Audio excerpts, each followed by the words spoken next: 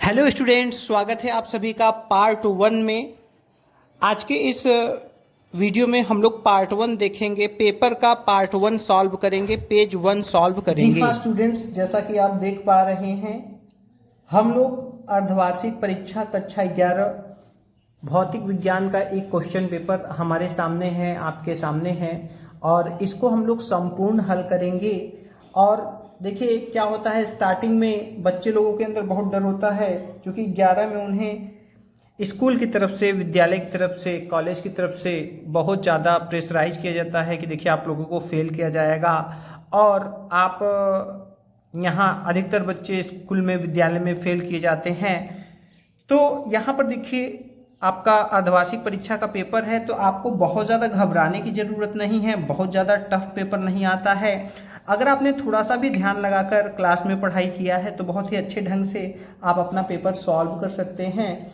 तो यहाँ पर हम लोग पेपर को सॉल्व करना शुरू कर रहे हैं, तो ध्यान से देखिएगा। देखिए ये हमारा पेपर है, जिसमें कि आप देख सकते हैं अर्धवार्षिक परीक्षा 2024 भौतिक विज्ञान कक्षा 11 का पेपर है।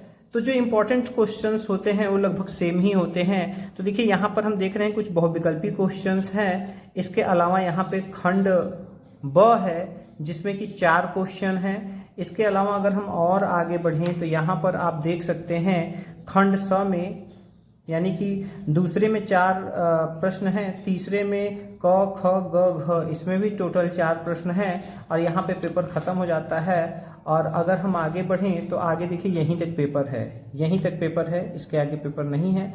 तो ऊपर अगर हम लोग देखें तो देख सकते हैं खंड द में भी 4 क्वेश्चन हैं, और खंड य में आपका क है और ख है, सिर्फ 2 ही क्वेश्चंस हैं, जिसमें कि एक क्वेश्चंस अथवा में भी दिया गया है। तो आप देख सकते हैं बहुत ही आसान पेपर ये है अगर एक दृष्टिकोण से देखा जाए तो। और आज के इस वीडियो में हम लोग पूरा का पूरा पेपर सॉल्व करने जा रहे हैं। तो चलिए शुरू करते हैं फटाफट। तो देखिए यहाँ पे जो फर्स्ट हमारा है, पहला क्या है, पहला है खंड अ। तो चलिए हम लोग लिख लेते हैं यहाँ पर। ये जो खंड अ है, ठीक है, इसमें बहुविकल्पी क्वेश्चन हैं, जिसमें कि 5 प्रश्न दिए गए हैं। तो इसमें हमें सही विकल्प चुनना है। तो हम यहाँ लिखेंगे प्रश्न उत्तर संख्या 1, यानी हम लोग एक प्रश्न का उत्तर दे रहे हैं। पर जैसा कि देख सकते हैं यहाँ पर जो है कि विमीय सूत्र mL2T⁻⁻2 व्यक्त करता है। तो देखिए क्या है, दाब को व्यक्त करता है, रेखीय संवेग को व्यक्त करता है, शक्ति को व्यक्त करता है, कि ऊर्जा को व्यक्त करता है। तो चलिए यहाँ पर हम लोग देख लें अगर, तो यहाँ देखिए दाब का सूत्र क्या होता है, दाब का, ठीक है, दाब बराबर होता है बल बटा क्षेत्रफल, ठीक है। तो यहाँ पर देखिए दाब का अगर हम विमीय सूत्र यहाँ पर लिखें तो mL2 और यहाँ L2। और जब ये ऊपर जाएगा तो यहाँ पर दाब का जो सूत्र बनेगा वो ऊपर जाने पर mL⁻⁻1T⁻2 बनेगा, जो कि हमारा ये नहीं है, तो पहला वाला गलत हो गया। दूसरा है रेखीय संवेग। तो संवेग बराबर क्या होता है, संवेग बराबर होता है द्रव्यमान और वेग के गुणनफल को संवेग कहते हैं। द्रव्यमान और वेग के गुणनफल को क्या कहते हैं, संवेग कहते हैं। तो द्रव्यमान का m होगा, वेग का होगा LT-1, क्योंकि मीटर प्रति सेकंड होता है तो मीटर का L हो गया, और सेकंड बटा में रहता है, ऊपर लाएंगे -1, mLT-1 ये भी नहीं होगा, ठीक है, बी ऑप्शन भी रॉन्ग हो गया। आइए तीसरा देखते हैं शक्ति। तो शक्ति बराबर क्या होता है, शक्ति बराबर क्या होता है, कार्य बटा समय। कार्य करने की दर को क्या कहते हैं, शक्ति कहते हैं। तो कार्य का क्या हो जाएगा, अगर कार्य का देखेंगे तो बल गुणे विस्थापन होगा, और यहाँ पर नीचे क्या होगा, नीचे है समय, ठीक है। तो चलिए बल का क्या होता है, mL⁻⁻2 होता है, विस्थापन का क्या होता है, L होता है, और यहाँ पर समय का क्या होता है, T होता है, ठीक है। तो अब यहाँ देखिए यल यहाँ 2 तो हो जा रहा था, लेकिन ये T जब ऊपर जाएगा तो फाइनल इसका आ जाएगा mL⁻2 और L2 हो जाएगा, और ये T जब ऊपर जाएगा तो यहाँ पे 1 हो जाएगा, जो कि ये भी क्या है, गलत है। तो चलिए लास्ट ऑप्शन हमारे पास बचा है ऊर्जा। तो ऊर्जा कोई भी हो, चाहे गतिज ऊर्जा हो, चाहे स्थितिज ऊर्जा हो, कोई भी ऊर्जा हो यहाँ पर चलेगा। क्योंकि सबकी विमाएं बराबर होंगी तो गतिज ऊर्जा ही ले रहे हैं हाफ mv²।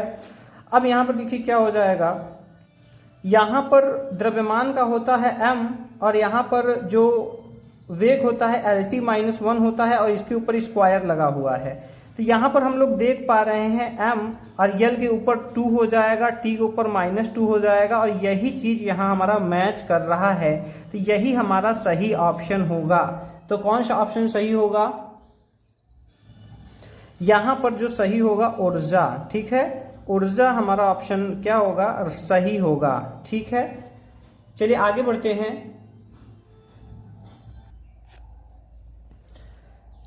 तो आइए इसको हम लोग हल करते हैं। दूसरा क्वेश्चन है न्यूटन प्रति किग्रा मात्रक है। ए ऑप्शन है वेग का, बी ऑप्शन है त्वरण का, सी ऑप्शन है बल का, डी ऑप्शन है गुरुत्वीय विभव का। तो आइए इसको हम लोग हल करते हैं। तो ये यहाँ पर देखिए कैसे ये हल होगा। तो यहाँ पर आप देख सकते हैं कि इस क्वेश्चन में न्यूटन प्रति किग्रा, तो ये वेग का तो मात्रक नहीं होगा, न ही बल का होगा, क्योंकि न्यूटन के साथ किग्रा लगा हुआ है। तो यहाँ पर हम देख सकते हैं ये त्वरण का हो सकता है या गुरुत्वीय विभव का। तो जब अगर आप इसको हल करेंगे तो लास्ट में मीटर प्रति सेकंड आएगा, लेकिन हमको प्रत्यक्ष तौर पर ही बताना है और यहाँ गुरुत्वीय त्वरण है, गुरुत्वीय विभव है। तो गुरुत्वीय विभव का जो सूत्र होता है वो होता है बल बटा द्रव्यमान। तो बल का हो गया न्यूटन और द्रव्यमान का हो गया किग्रा। तो न्यूटन प्रति किग्रा होगा गुरुत्वीय विभव का। अगर यहाँ गुरुत्वीय विभव न दिया होता तो हम गुरुत्वीय त्वरण भी लगा सकते हैं, क्योंकि न्यूटन प्रति किग्रा को हल करने पर किग्रा से किग्रा कट जाएगा और यहाँ पर आएगा मीटर प्रति सेकंड स्क्वायर। तो यहाँ पर गुरुत्वीय विभव सही जवाब होगा। ऑप्शन नंबर 4 सही जवाब है। तो इसको हम लोग टिक करके आगे बढ़ रहे हैं अगले क्वेश्चन ग की तरफ। तो देखिए यहाँ पर आप देख सकते हैं, देखिए दो सदिश परस्पर लंबवत हैं। तो देखिए यहाँ पे प्लस तो नहीं होगा, न ही माइनस होगा, इन दोनों में से एक हो सकता है। तो इसको जो है जस्टिफाई करने के लिए, इसको सही सही पता लगाने के लिए आप दोनों का पहले फार्मूला लिख लीजिए। A डॉट बी का लिख लीजिए और A क्रॉस बी का लिख लीजिए। ठीक है, तो आपने पढ़ा हुआ है A डॉट बी बराबर होता है ए बी कॉस थीटा और यहाँ पर होता है A B sine theta n cap. ठीक है, ये आपने पढ़ा हुआ है। ठीक है, अब यहाँ पर देखिए इन दोनों ही में से दो कंडीशन वेरी वेरी वांटेड है। एक होता है लंबवत के लिए और दूसरा होता है समांतर के लिए। ठीक है, तो यहाँ पर ध्यान दीजिएगा, यहाँ पर देखिए कॉस 0 डिग्री का मान 1 होता है, कॉस 0 डिग्री का मान 1 होता है, लेकिन कॉस 90 का मान क्या होता है? 0 होता है। तो यहाँ पर अगर थीटा का ही मान अगर हम 90 कर दें यहाँ पर, तो ये पूरा वैल्यू 0 हो जाएगा। इसका मतलब ये हुआ कि लंबवत के लिए जो कंडीशन होता है वो होता है ए डॉट बी बराबर 0। ठीक है, कंफर्म है, समझ पा रहे हैं? तो ये लंबवत के लिए होगा ए डॉट बी बराबर 0। और अगर यहाँ पर समांतर की भी बात की जाएगी तो ये हो जाएगा ए वेक्टर क्रॉस बी वेक्टर बराबर 0। कैसे? क्योंकि देखिए अगर यहाँ पे साइन थीटा, ये थीटा की जगह 0 डिग्री रखेंगे तो पूरी वैल्यू क्या हो जाएगी? 0। तो ये दो कंडीशन तो आप स्टूडेंट्स हमेशा ध्यान रखिएगा। लंबवत का प्रतिबंध, इस पर सवाल भी आता है और इस पर देखिए बहुविकल्पी क्वेश्चन भी आया हुआ है। तो कभी भी टीचर भी पूछते हैं अक्सर बच्चों को खड़ा करके, ठीक है, क्लास में। तो यहाँ आप बताएंगे कि लंबवत के लिए ए डॉट बी बराबर 0 होगा और समांतर के लिए ए क्रॉस बी बराबर 0 होगा। तो इस तरह से हम लोगों के यहाँ 3 क्वेश्चन हो चुके हैं। बहुविकल्पी में 2 क्वेश्चन और बचे हैं। आइए यहाँ पर आगे बढ़ते हैं। तो स्टूडेंट्स यहाँ पर आप देख सकते हैं हमारे पास घ और अंग क्वेश्चन है। यहाँ पर देखिए क्या कह रहा है, यदि यम द्रव्यमान की एक वस्तु पर एक बल F ठीक डेल्टा टी समय तक कार्य करे तो बल का आवेग होगा। तो देखिए यहाँ पर बल का आवेग आपको बताया गया था। बल का आवेग का फार्मूला क्या होता है? ये होता है बल गुणे समयांतराल। क्या होता है? बल और समय अंतराल के गुणनफल को हम क्या कहते हैं? बल का आवेग कहते हैं। अंग्रेजी में इसको इम्पल्स बोलते हैं। क्या बोलते हैं? इम्पल्स। और इसको आई से रिप्रेजेंट करते हैं। किससे रिप्रेजेंट करते हैं? आई से। तो यहाँ आई बराबर हो जाएगा यफ इंटू डेल्टा टी। तो यहाँ हम देख रहे हैं यम एफ है, ये सही नहीं होगा। यफ डेल्टा टी बटा यम, यफ यम बटा डेल्टा टी, सब गलत होगा। सही क्या होगा? बी वाला ऑप्शन सही होगा। तो यही हमारा राइट आंसर होगा। कंफर्म है? आगे बढ़ें। तो अगला क्या है? एक पिंड अचर चाल से गतिमान है, इसमें त्वरण संभव है। तो देखिए ऋजु रेखीय गति क्या होता है? एक सीधी रेखा में अगर कोई गति कर रहा है तो वहां पर अगर चाल नियत है तो त्वरण तो शून्य होगा, संभव नहीं होगा। परवलयाकार गति में आप लोगों ने प्रक्षेप में पढ़ा हुआ था कि प्रक्षेप का जो पथ होता है उसमें जो त्वरण होता है वो क्षैतिज त्वरण होता है और ऊर्ध्वाधर त्वरण होता है। तो क्षैतिज त्वरण तो शून्य होता है लेकिन ऊर्ध्वाधर त्वरण जो है कार्य करता है। तो यहाँ पर दो अलग अलग स्थितियां हैं। लेकिन अगर हम वृत्तीय गति में देखें तो यहाँ पर आपने पढ़ा हुआ है, क्या पढ़ा हुआ है कि जब कोई पिंड वृत्तीय पथ पर गति करता है तो उसमें एक त्वरण लगता है जिसकी दिशा सदैव केंद्र की ओर होती है और जिसे अभिकेंद्र त्वरण कहते हैं। क्या कहते हैं? अभिकेंद्र त्वरण। इसका आपने फार्मूला भी पढ़ा था। तो यहाँ पे सही ऑप्शन हो जाएगा। ये संभव है किसमें? वृत्तीय गति में। क्यों? क्योंकि वृत्तीय गति में होता क्या है, जैसे कोई पिंड वृत्त में गति कर रहा है तो हर क्षण उसकी दिशा बदल रही है, भले ही उसका चाल अचर है। जैसे 5 है तो 5 हमेशा चाल है, ठीक है, लेकिन इसकी दिशा देखिए, कभी इधर कभी यहाँ पर अगर हम ले लेंगे तो इधर होगी दिशा, यहाँ पे ले लेंगे तो इधर दिशा होगी। इसकी दिशा बदलने की वजह से इसमें त्वरण जो है कार्यरत होगा। तो ये वृत्तीय गति सही जवाब होगा।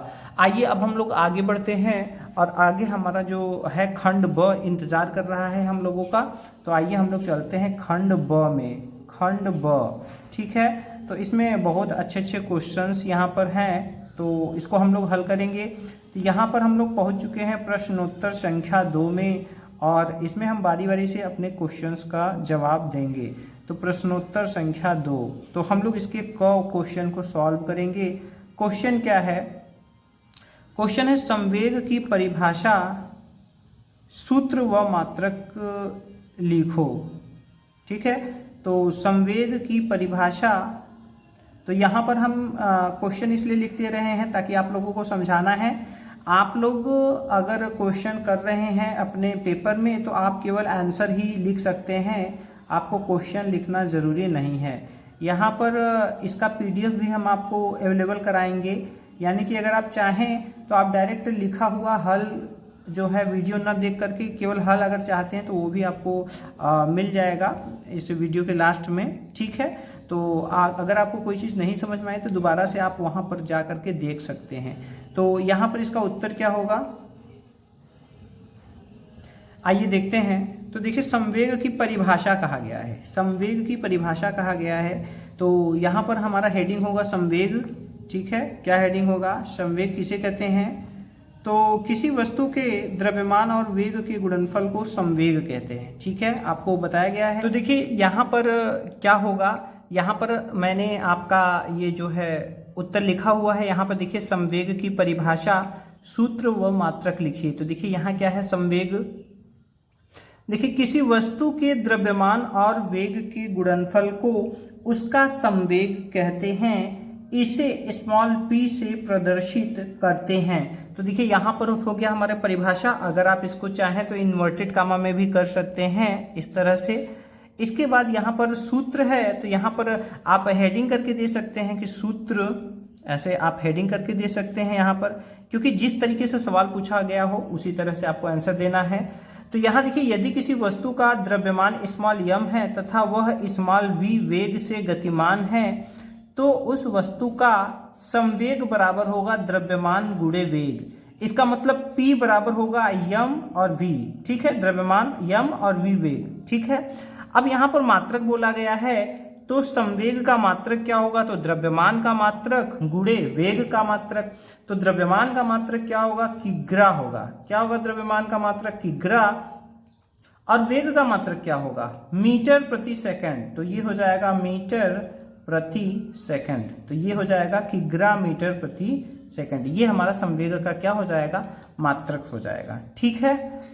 तो देखिए, चाहता तो मैं फेस कैम वीडियो बोर्ड पर लिख लिख करके आपको बता सकता था, लेकिन हमारा उद्देश्य ये है कि कॉपी में लिखने का तरीका भी आपको पता चले, जिससे कि आप ज़्यादा से ज़्यादा नंबर बोर्ड परीक्षा, चाहे आपकी स्कूल की होम एग्जामिनेशन हो, आप उसको अच्छा नंबर आप प्राप्त कर सकें। कम लिखने का तरीका क्या होता है, किस तरह से आपको ज़्यादा मार्क्स मिलते हैं, इसीलिए मैंने सोचा कि कॉपी में लिखकर आपको बताया जाए तो आपको ज़्यादा आइडिया लगेगा।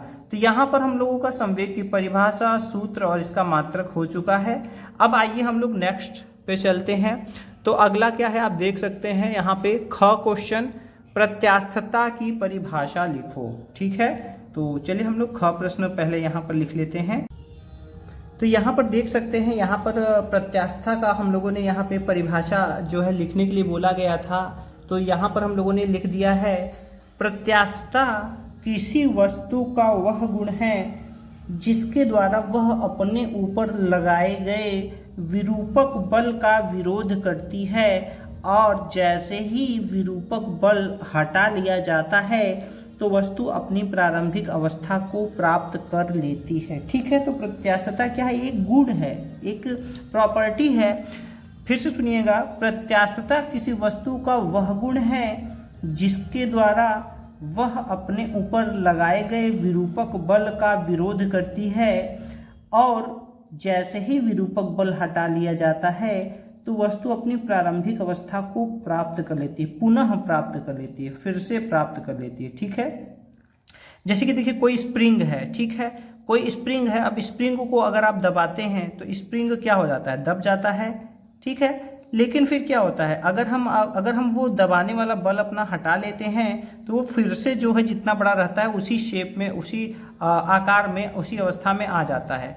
कोई रबड़ है जो खींच करके हम लोग तान लेते हैं तो वो बड़ा हो जाता है, और जैसे ही फिर उसको छोड़ते हैं तो वो फिर से छोटा हो जाता है।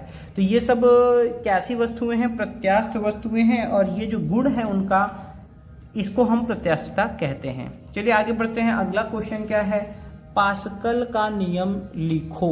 ठीक है, तो आइए हम लोग ग क्वेश्चन करते हैं। तो देखिए यहाँ पर हम लोग हैं ग नंबर पर, पास्कल का नियम लिखो। तो यहाँ पर पास्कल का नियम क्या होगा, इस नियम के अनुसार जब किसी परिबद्ध द्रव पर, यानी कि ऐसा कोई बर्तन हो जिसमें द्रव चारों तरफ से जो है क्या हो, मतलब परिबद्ध हो, यानी कि बंधा हुआ हो, किसी तरफ से खुला ना हुआ हो, और उस पर एक पिस्टन द्वारा बल लगाया जा सके। ठीक है, तो यही होगा परिबद्ध का मतलब, चारों तरफ से क्या हो, वो बंधा हुआ हो। तो इस नियम के अनुसार जब किसी परिबद्ध द्रव पर दाब लगाया जाता है तो वह बिना क्षय हुए संपूर्ण द्रव में सभी दिशाओं में समान रूप से संचरित हो जाता है। यानी कि अगर मान लीजिए कोई पैक है, जैसे मान लीजिए, चलिए हम यहीं पे बना दे रहे हैं, चलिए एक इस तरह से बना दे रहे हैं संरचना। ठीक है, ये अब इसमें क्या है, इधर भी पिस्टन लगा हुआ है, इधर भी पिस्टन लगा हुआ है, और इधर भी पिस्टन लगा हुआ है। ठीक है, और इसमें क्या भरा हुआ है, द्रव भरा हुआ है। ठीक है, इसमें क्या भरा हुआ है, द्रव। तो अगर हम मान लीजिए यहाँ से बल लगाते हैं F नीचे की तरफ, तो ये संपूर्ण द्रव पर ये जो है बल लगता है, और सभी दिशाओं में, यानी इधर भी बल लगेगा उतना ही, इधर भी उतना ही बल लगेगा, सभी दिशाओं में समान रूप से बल जो है ये कार्य करता है, संचरित हो जाता है पूरे द्रव में। यानी द्रव की दीवारों पर भी यही समान दाब F लगेगा। ठीक है, तो इसे द्रव के दाब संचरण का नियम भी कहते हैं, कि दाब चारों दिशाओं में फैल जाता है, जहां जहां भी ये द्रव दीवारों को टच कर रहा है हर जगह पर दाब लग रहा है। ठीक है, अब इसका एग्जाम्पल क्या है, तो आप आजकल देखते हैं कोई ट्रैक्टर बालू लेकर के आता है तो वो एक बटन दबाता है और बालू अपने आप ऊपर उठ जाता है। तो वो कौन सा नियम होता है, यही, इसको हाइड्रोलिक बोलते हैं। क्या बोलते हैं, हाइड्रोलिक। तो इसके उदाहरण में हम क्या लिख सकते हैं, सभी प्रकार के हाइड्रोलिक मशीन, हाइड्रोलिक लिफ्ट तथा हाइड्रोलिक ब्रेक, ठीक है, इसी सिद्धांत पर कार्य करते हैं। जो भी आजकल डिस्क ब्रेक और ये सब ब्रेक वगैरह जो हैं, जो है ये सब उसी सिद्धांत पे काम करते हैं, हाइड्रोलिक सिस्टम पे सब काम करते हैं। एक जगह से ब्रेक को दबाया जाता है और सभी पहियों में ब्रेक समान रूप से लग जाता है। चलिए आगे बढ़ते हैं। तो अगला है, धारा रेखीय प्रवाह किसे कहते हैं।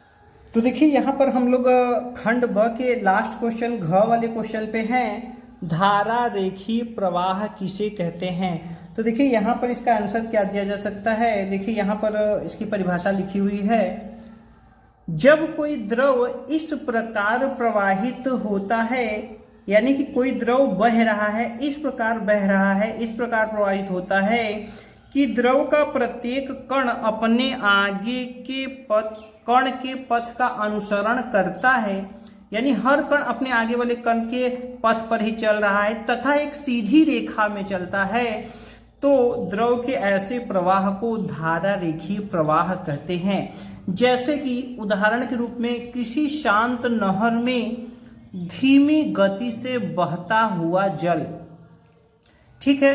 तो किसी नहर को अगर आप देखें जो कि ऊपर से बहुत शांत है, तो उसमें से देखेंगे अगर आप तो नीचे जल धीरे धीरे आगे की तरफ बढ़ता रहता है। तो जैसे मान लीजिए कि यही नहर है, अब ये नहर है, तो धारा रेखीय प्रवाह का मतलब ये हो गया कि इसमें जो जल है वो उसके कण एक सीधी रेखा में चल रहे हैं, एक सीधी रेखा में चल रहे हैं और हर कण अपने आगे के कण का अनुसरण कर रहा है। इसमें क्या होता है, इसमें अगर किसी भी कण के पथ पर अगर हम स्पर्श रेखा खींचें तो वो दूसरे वाले कण के पथ को कभी काटता नहीं है, एक सीधी रेखा। जैसे अगर एक रेखा खींचे तो यहाँ पर एक सीधी रेखा होगी, तो ये चित्र क्या है, चित्र है ये धारा रेखीय प्रवाह का, ठीक है। तो इस तरह से यहाँ पर आप समझ गए होंगे कि एकदम एक सीधी रेखा के अंदर सभी कण जल के जा रहे हो जब, तो ऐसा ही प्रवाह धारा रेखीय प्रवाह कहलाता है। तो चलिए इस तरह से दो खंड हम लोग कर चुके हैं, हमारे पास अभी आगे खंड स है, तो आगे बढ़ते हैं और यहाँ पर न्यूमेरिकल है, तो आइए देखते हैं। तो जैसा कि आप देख सकते हैं यहाँ पर एक नदी के पृष्ठ पर जल का वेग 18 किमी प्रति घंटा है। तो यहाँ पर चलिए हम लोग हल दिया है लिख लेते हैं।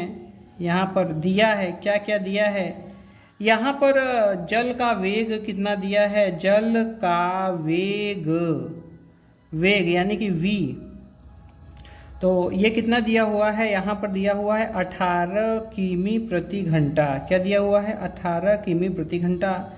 देखिए ये इतना बड़ा जरूर लिखा हुआ है, लेकिन आप इसको घबराएं ना। अभी सभी सूत्रों को अगर आप याद कर लेते हैं तो आपको बहुत अच्छे से समझ में आ जाएगा। और यहाँ पर जो हम लोग ये सब देख रहे हैं, ये सब धारा रेखीय प्रवाह, पास्कल का नियम, ये सब सेकंड जो फिजिक्स का जो दूसरी बुक किताब है उसका ये सब है क्वेश्चन। तो अब यहाँ पे किमी प्रति घंटा में है, तो यहाँ पर हम इसको मीटर प्रति सेकंड में बदलने के लिए क्या करते हैं, 5/18 से हम गुणा करते हैं, तो 18 से 18 कट जाएगा और यहाँ पर आ जाएगा 5 मीटर प्रति सेकंड, ठीक है। इसके बाद देखिए नदी की गहराई कितनी है, तो यहाँ पर नदी की गहराई, ठीक है।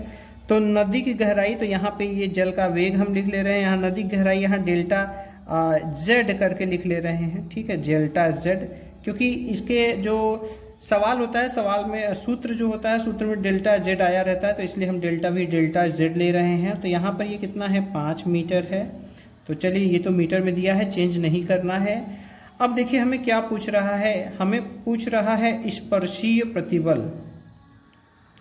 स्पर्शीय प्रतिबल हमको पूछा जा रहा है, F का मान पूछा जा रहा है, और यहाँ पर श्यानता गुणांक जो है वो कितना दिया हुआ है। तो यहाँ पर जो श्यानता गुणांक ईटा से प्रदर्शित हम करते हैं, ऐसे ईटा से, ये कितना दिया हुआ है, 10⁻³ किग्रा मीटर प्रति मीटर सेकंड, ठीक है। तो इस तरह से यहाँ पे दिया हुआ है। अब देखिए इसका फार्मूला क्या होता है, इसका फार्मूला होता है F बराबर ईटा A डेल्टा V बटा डेल्टा Z, ठीक है, ये होता है इसका फार्मूला। अब यहाँ पर हम सारे वैल्यूज को रख देंगे, तो देखिए ईटा का मान यहाँ पे क्या दिया हुआ है, और यहाँ पर देखिए, यहाँ पर ना ये हम जो बल ले रहे हैं, ये A का मान हम 1 ले रहे हैं कि एकांक क्षेत्रफल के लिए, ठीक है। तो यहाँ पे ईटा का मान हम रखेंगे 10⁻³ A की जगह हम A ही ले रहे हैं, और यहाँ पर डेल्टा V का मान कितना है, 5, और डेल्टा Z का भी मान कितना है, 5, ठीक है, इस तरह से। तो 5 से 5 कट के यहाँ 1 आ गया, तो इस तरह से आया है 10⁻³ और यहाँ पे 1 गुणे में लिख सकते हैं 1 गुणे 10⁻³, ठीक है। और यहाँ पे A, ठीक है, और ये बल है तो इसका मात्रक क्या होगा, न्यूटन, ठीक है। तो यहाँ देखिए ये सवाल में सूत्र में हमारे A है, लेकिन हमारे A का मान अगर नहीं दिया हुआ है तो हम कहेंगे एकांक क्षेत्रफल के लिए, एकांक क्षेत्रफल किसके लिए, एकांक क्षेत्रफल A बराबर 1 के लिए तो यहाँ F का मान कितना हो जाएगा, तो हमारा फाइनल आंसर आएगा 1 गुणे 10⁻³ न्यूटन, ठीक है, न्यूटन। तो यहाँ पर एकांक लिया गया है तो ये प्रति मीटर स्क्वायर हो जाएगा, न्यूटन प्रति मीटर स्क्वायर, ठीक है। तो इस तरह से यहाँ पर हमारा बल आ चुका है, स्पर्शीय प्रतिबल आ चुका है। यहाँ पर जो A आया हुआ था ये सूत्र में तो दिया हुआ था, लेकिन हम लोगों को मान नहीं दिया हुआ था, तो हम लोग एकांक के लिए, चूंकि नदी का जल नदी बहुत चौड़ा होता है तो उसकी लंबाई चौड़ाई बहुत अधिक हो जाएगी, तो यहाँ हम इसको एकांक मान लेंगे। तो इस तरह से हमारा ये क्या हो जाएगा, यहाँ पर ये हमारा उत्तर आ चुका है, ठीक है। चलिए आगे बढ़ते हैं। तो अगला क्वेश्चन क्या है, न्यूटन के गतिविषयक द्वितीय नियम को लिखिए। तो स्टूडेंट्स यहाँ पर देख सकते हैं आप, यहाँ पर क्या यहाँ पर लिखा हुआ है, इस नियम के अनुसार। देखिए न्यूटन का गतिविषयक द्वितीय नियम, इस नियम के अनुसार किसी वस्तु पर लगाया गया बाह्य बल उसके संवेग परिवर्तन की दर के बराबर या समानुपाती होता है। अर्थात अगर हम इसको गणितीय रूप में लिखना चाहें तो हम यहाँ लिख सकते हैं F बराबर, तो देखिए संवेग को कैसे प्रदर्शित करते हैं, स्मॉल p से। अब यहाँ पे परिवर्तन है तो यहाँ पे डेल्टा p लग जाएगा, और यहाँ पर क्या हो जाएगा, यहाँ पर दर लगा हुआ है। संवेग परिवर्तन तो डेल्टा p हो गया, लेकिन यहाँ दर लगा हुआ है। आपको पता है कि जब दर लगा होता है तो यहाँ पर क्या हो जाता है, यहाँ पर हो जाता है समय, क्या हो जाता है यहाँ पर, समय, ठीक है। यही न्यूटन का गतिविषयक द्वितीय नियम है। अब देखिए इस नियम से अगर हम चाहें तो जो F बराबर ma फार्मूला है जो हम लोग अक्सर कहते हैं, उसको भी हम यहाँ से डिराइव कर सकते हैं, ला सकते हैं। कैसे ला सकते हैं, देखिए यहाँ पर F बराबर F प्रोपोर्शनल डेल्टा P अपान डेल्टा T, ठीक है। तो यहाँ पर हम क्या कहेंगे, यदि यम द्रव्यमान के पिंड का प्रारंभिक वेग u तथा अंतिम वेग v हो तो उसका क्या प्रारंभिक संवेग कितना हो जाएगा, प्रारंभिक संवेग यहाँ पे p1 बराबर हो जाएगा mu। अंतिम संवेग क्या हो जाएगा, अंतिम संवेग उसका हो जाएगा, द्रव्यमान तो उसका m ही है लेकिन उसका वेग v हो चुका है, ठीक है। तब संवेग परिवर्तन क्या हो जाएगा, अगर हम परिवर्तन निकालना चाहें संवेग परिवर्तन, तो यहाँ पे संवेग परिवर्तन यहाँ पर डेल्टा p बराबर होगा p2 माइनस p1, ठीक है।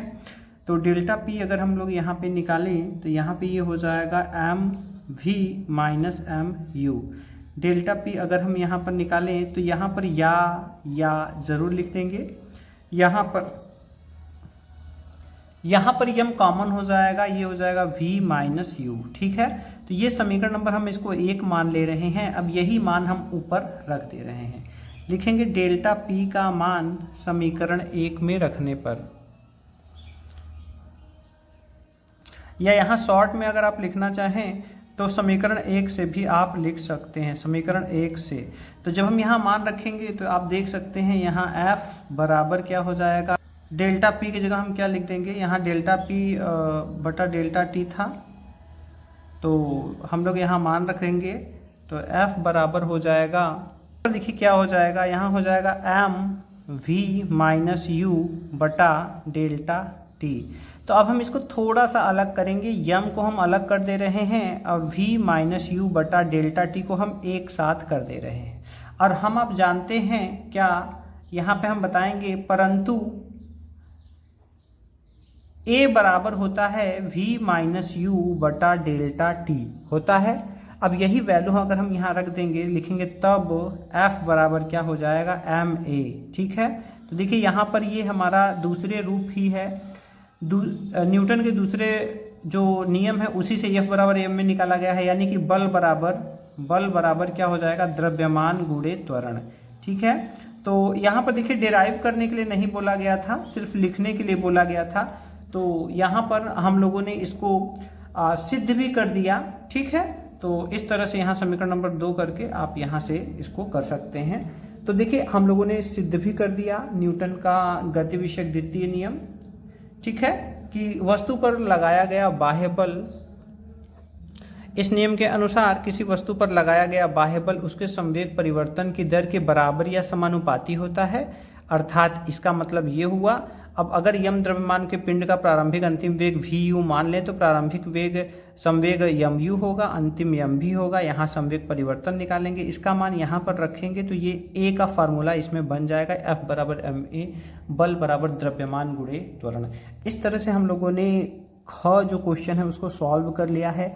आगे अब हम बढ़ रहे हैं, तो आगे अगला ग क्वेश्चन है जो कि यहाँ पर आप देख सकते हैं कि ये जो है सदिश का क्वेश्चन है और इसमें हमें कुल मिलाकर के किया गया कुल कार्य ज्ञात करना है। ठीक है, तो आइए इस क्वेश्चन को देखते हैं कैसे सॉल्व करेंगे।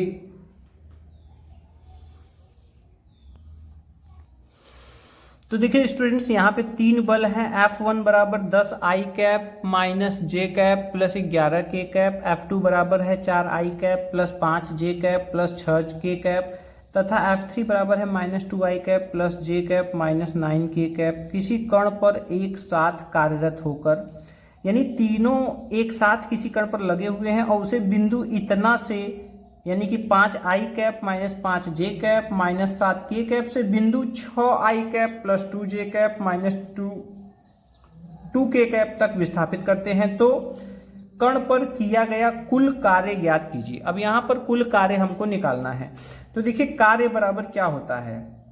तो यहाँ पर हम ये नहीं लिख रहे हैं हल दिया है, ये सब नहीं लिख रहे हैं क्योंकि टाइम लगेगा।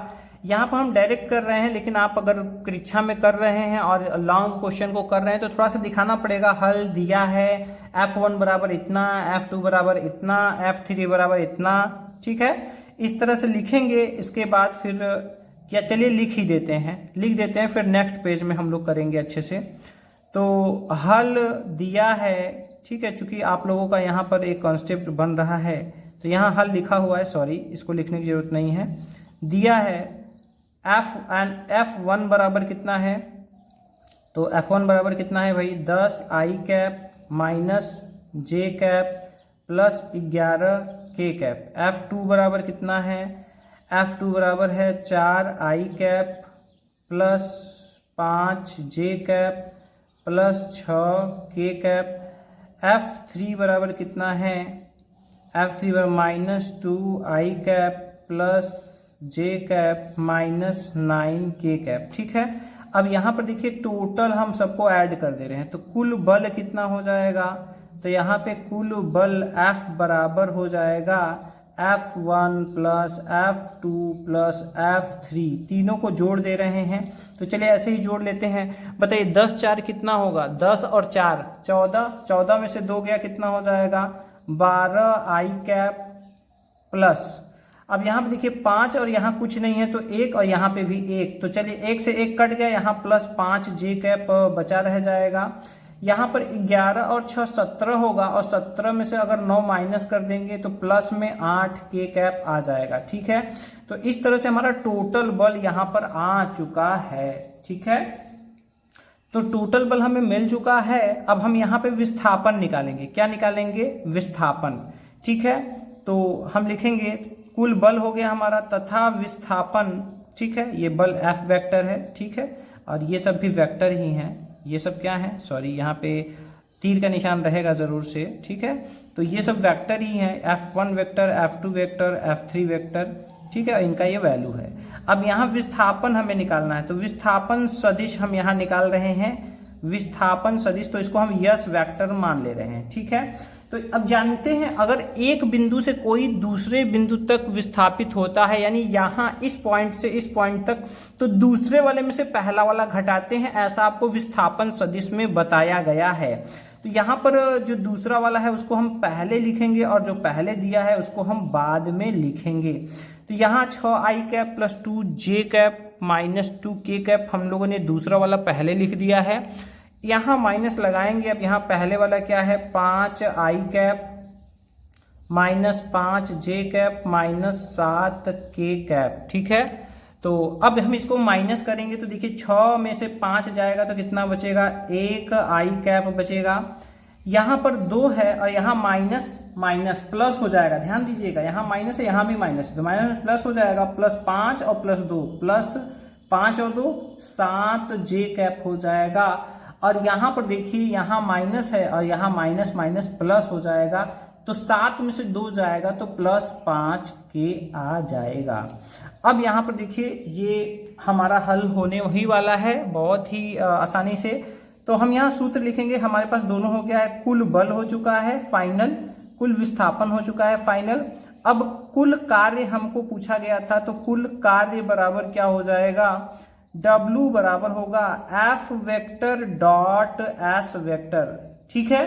तो हमारा बल फाइनल कितना आया है 12i cap plus 5j cap plus 8k cap, dot लगाएंगे। अब यहाँ पर जो कुल विस्थापन है वो कितना है 1i cap plus 7j cap plus 5k cap, ठीक है। तो यहाँ पर देखिए आप जानते हैं कि ये जो डॉट प्रोडक्ट होता है बहुत आसान होता है। तो चलिए 12 1 का 12 और i का डॉट 1 हो जाएगा, ठीक है। इनका इसमें दोनों में होगा, अगर i वाला नहीं हो के j और k वाले एक साथ तो 0 हो जाता है, ऐसा आपको बताया गया है सदिशों के अदिश गुणन में। तो यहाँ पर 12 1 का 12 हो गया प्लस 5 सते यहाँ पे हो गया 35 और यहाँ पर 8 पंजे कितना हो गया 40, ठीक है। तो चलिए हम सबको ऐड कर देते हैं, तो यहाँ पर हो जाएगा 40 और 35 75 और इसमें 12 जोड़ना है तो 75 और 10 85 और 2 87 जूल, 87 जूल इसका आंसर आएगा। तो इस तरह से देखिए हमने इसी पेज में अपना ये सवाल भी हल कर लिया है, ये हमारा आंसर यहाँ पर आ चुका है। तो बताइए कैसा था क्वेश्चन, आसान था कि कठिन था? बहुत आसान था, बस आपको आई में जे में के में पूरे बल को मिला देना था। विस्थापन निकालने के लिए जो दो बिंदु दिया है दूसरे वाले में से पहले वाला माइनस करके और दोनों का डॉट प्रोडक्ट कर देंगे, हम लोगों का ये जो आंसर है वो आ जाएगा। तो चलिए हम लोग ग क्वेश्चन भी सॉल्व कर चुके हैं, अब हम आगे बढ़ेंगे।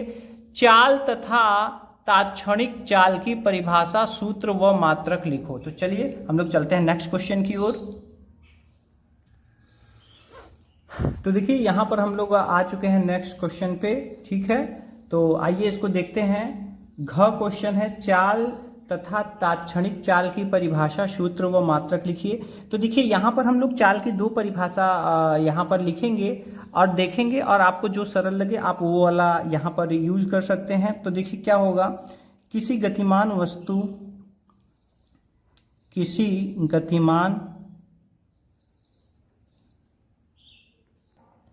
तो देखिए यहाँ पर हो जाएगा किसी गतिमान वस्तु द्वारा चली गई दूरी तथा दूरी तय करने में लगे समय के अनुपात को चाल कहते हैं। तो अनुपात का मतलब बटा होता है। तो देखिए सूत्र क्या हो जाएगा, चाल बराबर दूरी बटा समय, या v बराबर यश बाई टी, जहां v चाल है, यश दूरी है और t क्या है, समय है। अब यहाँ पर एक चीज और हो सकता है, यहाँ पर अगर हम समय को 1 कर दें, समय नीचे समय बराबर अगर हम 1 कर दें तो यहाँ दूरी चाल के बराबर हो जाएगी। तो हम ये भी कह सकते हैं, अथवा दूसरे शब्दों में हम यहाँ पर ये भी कह सकते हैं। तो देखिए यहाँ पर अथवा में किसी वस्तु द्वारा एकांक समय में तय की गई दूरी को उस वस्तु की चाल कहते हैं, ठीक है। तो ये दो परिभाषाएं हैं, आप इनमें से कोई भी इस्तेमाल कर सकते हैं। और यहाँ पे इसका फार्मूला हो गया, सूत्र हो गया। अब इसका मात्रक क्या होगा, तो चाल का मात्रक अगर हम लोग देखें तो चाल का मात्रक बराबर क्या हो जाएगा। तो देखिए इसका सूत्र अगर हम देखें तो चाल बराबर दूरी बटा समय, दूरी और समय से मिलकर चाल बना हुआ है। तो अगर मात्रक की बात की जाएगी तो चाल का मात्रक बराबर ऊपर हो जाएगा बटा के ऊपर दूरी का मात्रक और नीचे क्या हो जाएगा, समय का मात्रक। अब बताइए दूरी का मात्रक क्या होता है, तो दूरी का मात्रक होता है मीटर और समय का मात्रक होता है सेकंड। ठीक है, तो इस तरह से ये चाल का क्या हो जाएगा, मात्रक। ठीक है, तो कंफर्म हो गया। ठीक, चलिए आगे बढ़ते हैं। तो आगे है तात्क्षणिक चाल। तो देखिए तात्क्षणिक चाल क्या होता है।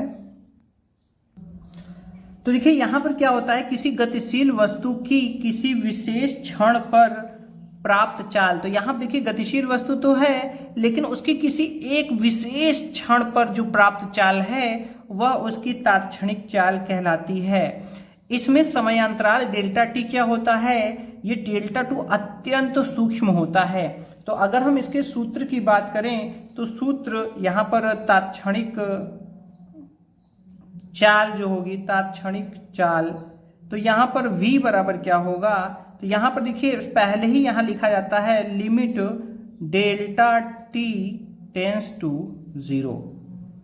ठीक है, तो यहाँ पर limit delta t tends to 0 और ये क्या है, दूरी और समय का अनुपात। ठीक है, तो ये चली गई दूरी है, ये समय है। अब इसको देखिए जब तात्क्षणिक हो जाता है तो जब limit delta t tends to 0 हो जाता है तो ये v बराबर हो जाता है ds बटा dt।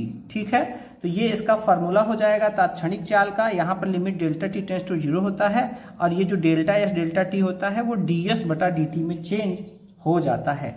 मात्रक, तो इसका एसआई मात्रक भी क्या होता है, मीटर प्रति सेकंड। इसका एसआई मात्रक भी, क्योंकि दोनों एक ही राशियां हैं, चाल हो चाहे तात्क्षणिक चाल हो, दोनों एक ही राशियां हैं, दोनों एक ही राशियां हैं। तो यहाँ पर क्या हो जाएगा, यहाँ पर इसका एसआई मात्रक भी मीटर प्रति सेकंड होता है। ठीक है, तो इस तरह से हमारा ये जो क्वेश्चन है ये हमारा एक पेज पूरा जो है सॉल्व हो चुका है। अब यहाँ पर हम लोग आगे के खंड में बढ़ेंगे, चाल तथा तात्क्षणिक चाल की परिभाषा, सूत्र व मात्रक। तो देखिए जिस क्रम में पूछा है चाल की परिभाषा, सूत्र और मात्रक, और यहाँ हमारे लिखने का तरीका आप देख सकते हैं। यहाँ देखिए चाल हो गया, यहाँ पे चाल, सूत्र, मात्रक, चाल, सूत्र और इसके नीचे आप देख सकते हैं मात्रक। ठीक है, तो जिस लय में पूछा रहे क्वेश्चन उसी लय में अगर आप जवाब देते हैं तो टीचर को बहुत अच्छा लगता है और आपका नंबर भी इससे उठता है। चलिए नेक्स्ट चलते हैं नेक्स्ट टॉपिक पे।